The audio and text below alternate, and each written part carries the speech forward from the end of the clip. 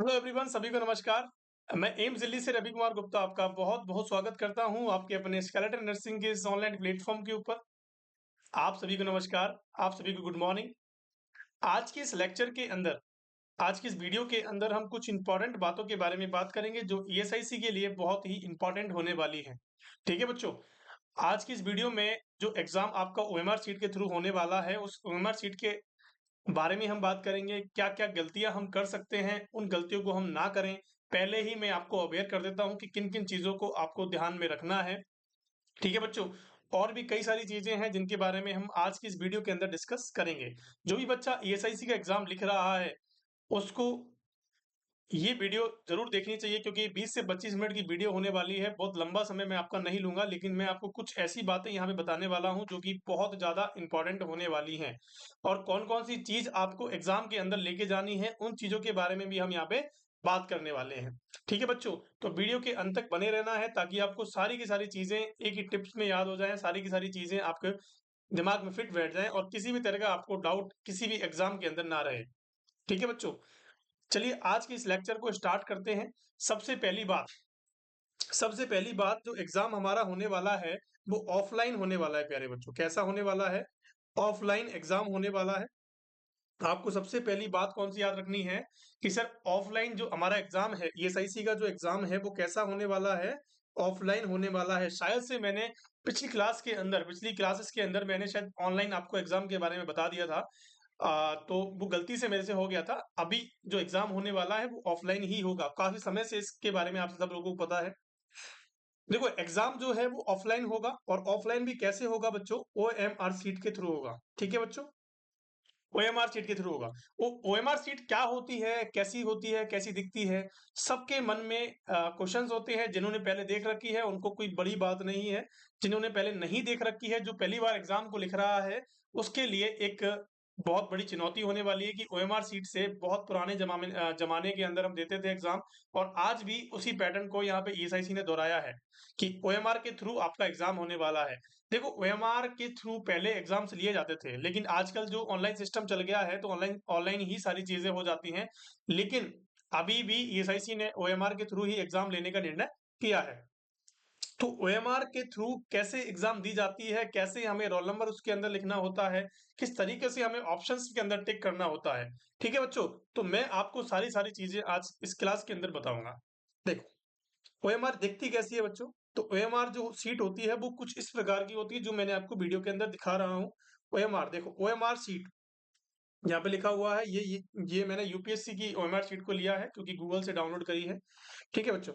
तो OMR sheet ऐसी दिखती है कुछ। आपको जब दिखेगा तो आपको पेपर के अंदर एक शीट मिलेगी, उस शीट को आपको निकालना है और पेपर को खोलना है। ठीक है? पेपर को खोलते हैं तो ओएमआर सीट आपके सामने दिखेगी। ओएमआर जब सीट आपके सामने दिखती है तो उसके अंदर ऐसे कुछ खाने आपको देखने को मिलते हैं। देखो मैं आपको इसको चौड़ा करके दिखा देता हूँ। कुछ ऐसे आपको ब्लॉक्स देखने को मिलेंगे, जैसे कि 1 नंबर क्वेश्चन, जैसे 1 लिखा हुआ है तो 1 नंबर क्वेश्चन हो गया।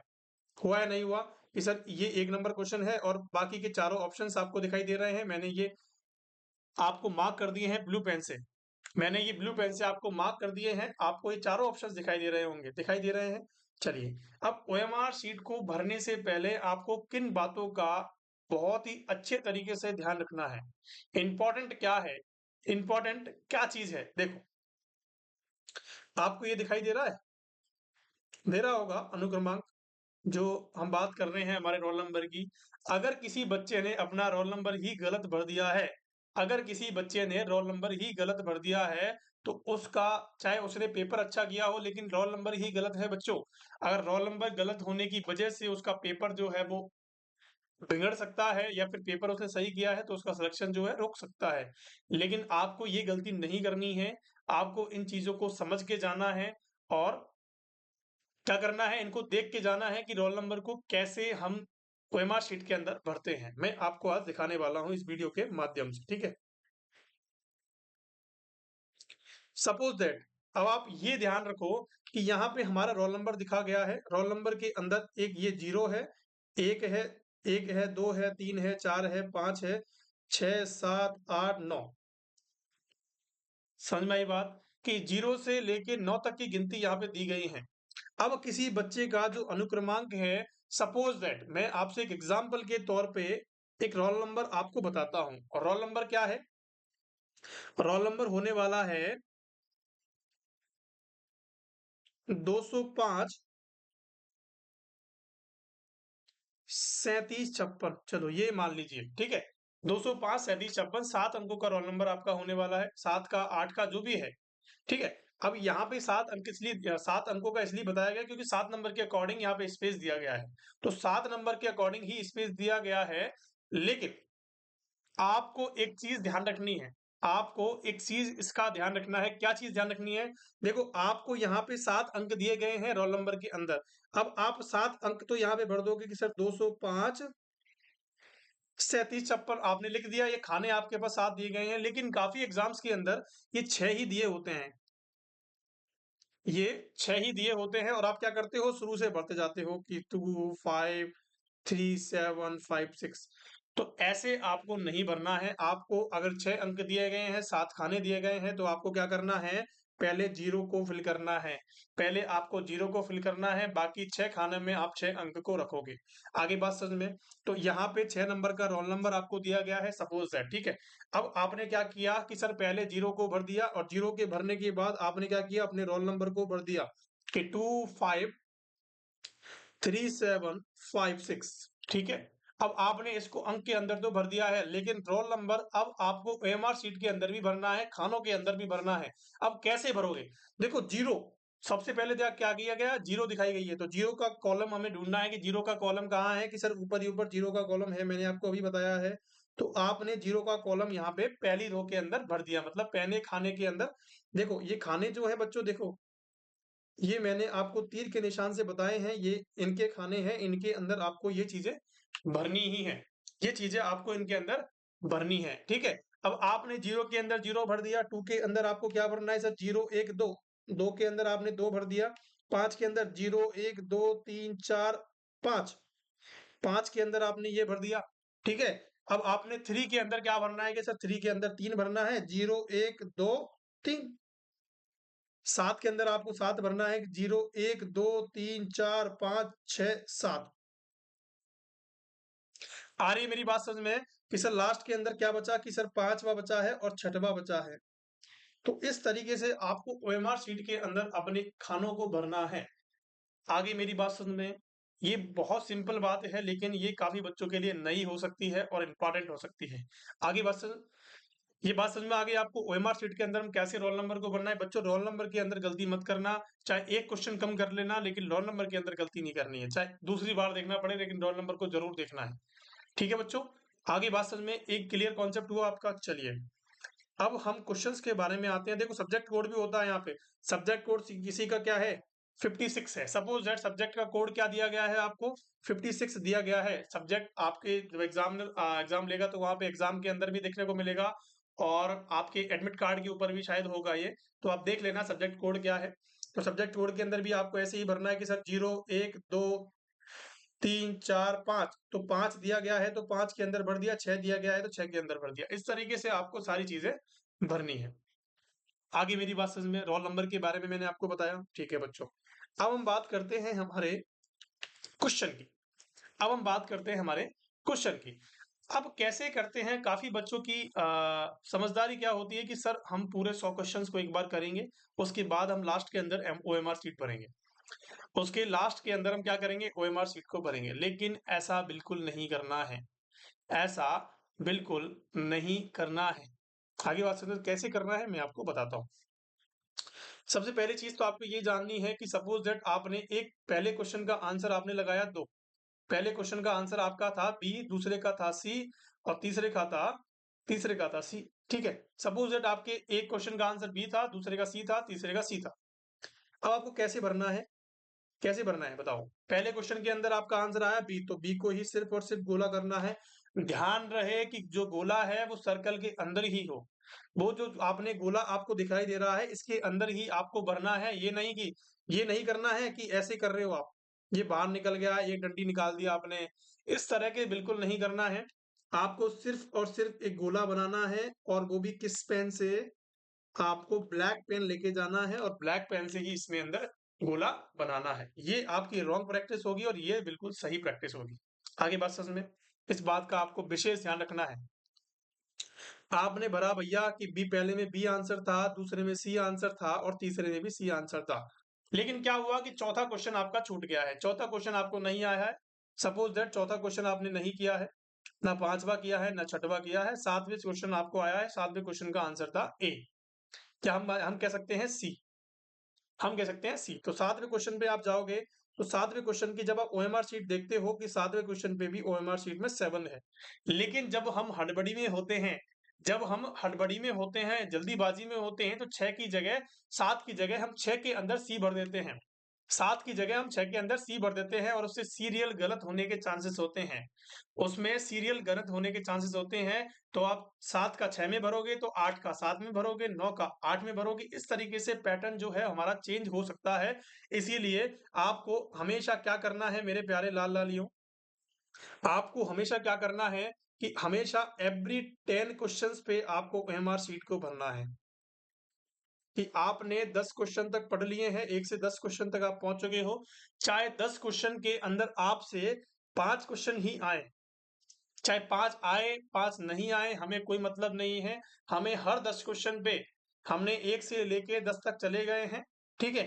अब 1 कर लिया, 2 कर लिया, 3 कर लिया, 4, 5, 6, 7 सब कर लिया हमने, ठीक है? लेकिन हमसे 5 क्वेश्चन ही आए हैं 10 में से, तो हमें क्या करना है, ओएमआर शीट के अंदर पाँचों क्वेश्चंस को भरना है।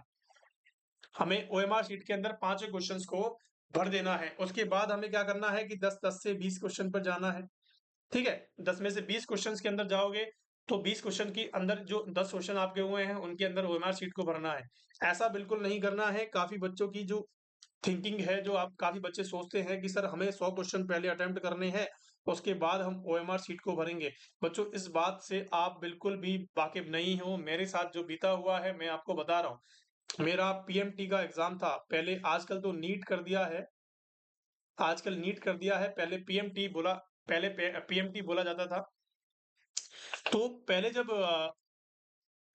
पीएमटी इसको बोला जाता था कि प्री मेडिकल टेस्ट होता था, आजकल नीट कर दिया है इसको। तो पीएमटी की एग्जाम भी ओएमआर शीट के थ्रू हुई थी। कैसी हुई थी बच्चों? ओएमआर शीट के थ्रू हुई थी, मेरी वाली एग्जाम जो होती। आजकल ऑनलाइन सिस्टम हो गया है, शायद ऑनलाइन होती होंगी एग्जाम। तो जब ओएमआर शीट के अंदर जब हम भरते थे, तो मैंने भी यही पैटर्न किया था कि मैंने सारे के सारे क्वेश्चंस को पहले क्या किया, पहले सारे के सारे क्वेश्चंस को मैंने टिक कर दिया। सपोज दैट 100 क्वेश्चंस थे, तो 100 क्वेश्चंस को मैंने टिक कर दिया और टिक करने में मुझे कितना टाइम लग गया कि ऑलमोस्ट मेरा टाइम हो चुका था। मेरे पास लगभग 20 मिनट बची थी, लगभग 20 मिनट बची थी और 20 मिनट में मुझे 300 क्वेश्चंस या 100 क्वेश्चंस को क्या करना था, फिल करना था विद करेक्शन के साथ और एक्यूरेसी के साथ। एक-एक क्वेश्चन को सही लिखना था, ठीक है? तो उसमें क्या हुआ कि 20 मिनट में मेरे से 20 क्वेश्चन या 30 क्वेश्चन या 40 क्वेश्चन ही हो पाए हैं। कितने हो पाए? सपोज 50 क्वेश्चन ही हो पाए। लेकिन जो मैंने 50 क्वेश्चन वहां पे लगाए हैं, वो तो मेरे वेस्टेज चले गए प्यारे बच्चों। गए या नहीं गए? तो प्लीज ऐसा बिल्कुल ना करें। कोई भी एग्जामिनर आपको ज्यादा टाइम नहीं देगा कि आपकी ओएमआर शीट छूट गई है तो आपको ओएमआर शीट भरने का मौका दे देगा। ऐसा बिल्कुल भी नहीं सोचना है प्यारे बच्चों, बिल्कुल भी नहीं सोचना है। कोई भी एग्जामिनर आपको एक्स्ट्रा टाइम बिल्कुल नहीं देगा। सबसे पहला काम आपको अपने रोल नंबर्स को ठीक से भरना है। उसके बाद हर 10 क्वेश्चंस पे आपको एमआर शीट को फिल करना है विद द एक्यूरेसी के साथ। चाहे आपसे 2 क्वेश्चन ही आए, 100 आपको क्या करना है, बिल्कुल 10 क्वेश्चंस के बाद आपको ठान लेना है कि मुझे ओएमआर शीट को भरना है। आप क्या कर लोगे अगर 100 क्वेश्चंस को आपने 100 क्वेश्चंस को आपने 100 में से 100 कर लिए। सपोज दैट कोई बच्चा है जिसको 100 में से 100 क्वेश्चंस आ गए हैं, ठीक है? अब उसकी ओएमआर शीट भरने की बारी आई तो उसके बाद 10 मिनट ही बचे हैं। 10 मिनट में क्या भर सकता है क्या 100 क्वेश्चंस को? तो बिल्कुल भी इसके अंदर आपको गड़बड़ी नहीं करनी है। बिल्कुल भी इसके अंदर आपको किसी भी तरह के बहकावे में नहीं आना है। तो आप बिल्कुल भी क्या नहीं करना है, 10 मिनट के अंदर किसी भी क्वेश्चंस को आप नहीं भर पाओगे और हड़बड़ी के अंदर आपके सारे क्वेश्चंस गलत हो जाएँगे। आपकी ओएमआर शीट ही चेक होगी वहाँ पे जाके। आपका जो क्वेश्चन पेपर है वो आपको वापस मिल जाएगा। आपकी क्वेश्चन पेपर नहीं जाएगा कि इस बच्चे ने सारे के सारे क्वेश्चन उस सीट में सही, उसमें क्वेश्चन पेपर में सही टिक करे थे लेकिन ओएमआर में गलत कर दिए। तो चेक चेक क्या होगा, आपका ओएमआर सीट ही चेक होगी बच्चों। तो ऐसा बिल्कुल नहीं करें। आपको हर डिस्कशन के बाद आपको क्या करना है, अपनी ओएमआर सीट को फिल करना है ताकि आपको आगे बढ़ने का मौका मिले और आपके क्वेश्चन जो है वो गलत नहीं हो। आगे बात समझ में। क्वेश्चन करने का जो तरीका है मैंने आपको बता दिया है। अगर क्वेश्चन आता है तो आपको करना है, नहीं आता है, अननोन क्वेश्चन है तो बिल्कुल छोड़ देना है आंख बंद करके। और हमेशा भागते हुए क्रम में रखना है। शॉर्ट्स क्वेश्चन को पहले करना है। जितने भी सपोज दैट एक क्वेश्चन, पहला क्वेश्चन लेंथी आ गया, दूसरा क्वेश्चन लेंथी आ गया, तीसरा क्वेश्चन लेंथी आ गया, चौथा शॉर्ट आ गया, तो शॉर्ट्स क्वेश्चन पे फोकस करना है। आप 100वें क्वेश्चन तक पहुंचोगे तो लगभग 50 से 60 क्वेश्चन आपको शॉर्ट देखने को मिलेंगे, और शॉर्ट्स क्वेश्चन पे आप टिक करते चलोगे। और क्या करना है आपको, इनको हाथों हाथ ही फिल करते जाना है हर 10 क्वेश्चन के बाद।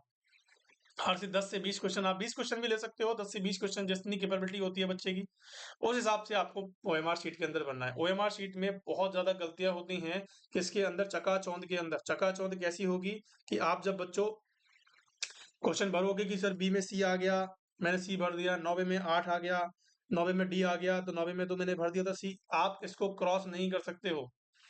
आपने एक बार जो भर दिया, आप उसको क्रॉस करोगे तो आपका गलत ही आंसर माना जाएगा। आपने जो भर दिया वो भर दिया, इसके अंदर तो आप चेंज भी नहीं कर सकते हो। इसके अंदर आप चेंज नहीं कर सकते हो प्यारे बच्चों। इसके अंदर जो आपने क्वेश्चन को भर दिया, पेन जो चल गया वो चल गया। इसीलिए एक एक क्वेश्चन को देखभाल के करना है, अच्छे से करना है। आगे बात समझ में, इसमें गलती होने के बहुत ज्यादा चांसेस होते हैं। इसीलिए ओएमआर शीट पे ज्यादा बिलीव नहीं करना है, ज्यादा खुश नहीं होना है कि ओएमआर ऑफलाइन एग्जाम होने वाला है। तो बिल्कुल भी इस तरीके की जो आपके अंदर धारणाएं हैं उनको हटा दें। ओएमआर शीट जो होती है वो एक टफ एग्जाम होता है, उसके अंदर गलत होने के चांसेस बहुत ज्यादा होते हैं। आगे बात समझ में। चलिए, तो मैंने आपको बता दिया कि शॉर्ट क्वेश्चन को पहले करें, लॉन्ग क्वेश्चंस को बाद में करें, और एवरी 10 से 20 क्वेश्चन के बाद आपको क्या करना है, ओएमआर शीट को फिल करना है। ओएमआर शीट की एक कॉपी, एक कार्बन कॉपी भी होती है जो आपको मिलेगी। कार्बन कॉपी आप ला सकते हो उसके अंदर, और जो मेन कॉपी होती है वो आपको फिल करवानी पड़ती है। अब इस क्वेश्चन के अब काफी बच्चों का सवाल ये है कि सर हमें एग्जाम हॉल के अंदर क्या-क्या चीजों का अलाउड है और क्या-क्या चीजें लेके जानी है। देखो, सबसे पहली बात तो आपके पास क्या होना चाहिए, एडमिट कार्ड होना चाहिए। एडमिट कार्ड होना चाहिए। एडमिट कार्ड के साथ आपके पास अपनी जो पासपोर्ट साइज फोटोज हैं, दो एटलीस्ट दो, तो मैं तो कहता हूँ 3-4 रख के ले जाओ। आपका जा क्या रहा है, वापस आ जाएगी। अगर जरूरत पड़ गई, बाई चांस गिर गए फोटोज, 2-3 जगह रखो। अपनी जितनी भी डॉक्यूमेंट्स होते हैं उनको बहुत सेफली से लेके जाएं। ठीक है बच्चों, फोटोज आपको लेके जानी है, अपना आईडी प्रूफ आपको लेके जाना है, अपना आईडी प्रूफ आपको लेके जाना है, जैसे कि आधार कार्ड हो गया, आपकी वोटर आईडी हो गई, ठीक है, आपकी डीएल हो गया, ड्राइविंग लाइसेंस हो गया। ये सारे आईडी प्रूफ के अंदर आते हैं कि आधार कार्ड सबसे मस्ट होता है, आधार कार्ड आप लेके जाएं। एडमिट कार्ड हो गया, हमारी फोटो आईडी हो गई, एडमिट और हमारा क्या हो गया, आईडी प्रूफ हो गया। सबसे महत्वपूर्ण बात, आपको एक पेन लेके जाना है जो कि कैसा होना चाहिए बच्चों, ब्लैक पेन होता, ब्लैक बॉल पेन होना चाहिए, जेल पेन नहीं होना चाहिए, ब्लैक बॉल पेन होना चाहिए। ब्लैक बॉल पेन होना चाहिए, और ब्लैक पेन की खासियत ये होनी चाहिए कि वो बॉल ही होना चाहिए, जेल नहीं होना चाहिए। ठीक है, मैं कहता हूं कि आप 2-3 ब्लैक पेन लेके जाएं, और 2-3 ब्लैक पेनों को पहले ही घिस के लेके जाएं, ताकि आपको वहां पे गोला करने में आसानी हो जाए। वहां पे किसी भी प्रकार का आपको कोई भी ये नहीं कि नया पेन लेके जा रहे हो आप दुकान से खरीद के, वो चल ही नहीं रहा है, आपको वहां जाके वो चल ही नहीं रहा है, तो आप कहाँ गल्लाखोरी करोगे, तो आप कहीं नहीं कर सकते वहां पे। ठीक है बच्चों, तो आप और अपने पेपर में भी ध्यान रखना इस चीज को, आपको किसी तरह की कोई लिखा पढ़ी नहीं करनी है। शायद पीछे एक पन्ने में आपको लिखा पढ़ी के लिए पेपर दिया जाएगा, उस पर आप कर सकते हो। ठीक है, बाकी आप क्वेश्चंस के अंदर सिर्फ ऐसा हल्का सा टिक लगाना है कि इस क्वेश्चन का आंसर ये है। ठीक है, ऐसे नहीं कि आपने बहुत ज्यादा टिक लगा दिया, वहां पे गल्लाखोरी कर दी, वहीं पे कैलकुलेशन कर दी, वो गलत माना जाएगा, ध्यान रखना। अगर फ्लाइंग आती है तो आप पकड़े जाओगे। इस तरह का बिल्कुल भी नहीं करना है। अपने जो पॉकेट्स हैं अच्छी तरह के चेक करके जाएं। मैं तो कहता हूँ कि किसी भी तरह की कोई भी ऐसी वस्तु ना लेके जाएं जो आप पकड़े जाओ। आपकी वॉच, अगर आप डिजिटल वॉच पहनते हो तो वो भी अलाउड नहीं है। किसी भी तरह का कैलकुलेटर वहां पे अलाउड नहीं है। आपके जूते जो हैं, चलो जूतों को तो एक सेंटर के ऊपर डिपेंड करता है, जूते अलाउड कर भी देते हैं, नहीं करते हैं। मैं तो कहता हूँ आप स्लीपर्स में जाइए, चप्पल पहन के जाइए। क्या परेशानी है चप्पल पहनने में, हमें कोई बारात में जाना है वहां पे, हमें कोई बारात में तो नहीं जाना है, हमें सिर्फ चप्पल पहन के जानी है, हमें एग्जाम लिख के आना है, हमारा कोई नहीं देखेगा। जब सिलेक्शन हो जाएगा तो सब देखेंगे, चप्पल में भी हम खूबसूरत लगेंगे। लगेंगे या नहीं लगेंगे, कि सर बिल्कुल लगेंगे। तो इस तरह की चीजें हाथ में कड़े वड़े जो भी आप पहनते हो, कंठी माला, गले में कंठी माला, सारी चीजें आपको उतार के जाएं, ताकि किसी भी तरह की अड़चन आपके एग्जाम के अंदर ना आए। ठीक है, इन सब से कुछ नहीं होगा। अगर आप एक दिन नहीं पहन के जाओगे तो कोई फर्क नहीं पड़ेगा। अपने बैग के अंदर रखें। अगर आप जो भी बैग लेके जा रहे हो या बाहर से आप आ रहे हो, तो वहां पे सिक्योरिटी होती है। बैग रखने के प्लेसेस होते हैं, 10-20 रुपए में वो रख लेते हैं, उनके अंदर सारी चीजें आप रख दें। अगर आप लोकल हो और लोकल के अंदर ये आपका सेंटर आया है, तो प्लीज किसी भी तरह की कोई चीज आप नहीं लेके जाएं। आगे बात समझ में। तो इस तरीके की सारी चीजें आपको अवॉइड करनी है, और इन चीजों का मस्ट आपको ध्यान रखना है। 3-4 चीजें तो आपको लेके ही जानी है। एडमिट कार्ड आपके पास होना चाहिए, फोटो आपके पास होनी चाहिए, आईडी प्रूफ आपके पास होना चाहिए, पेन आपके पास होना चाहिए।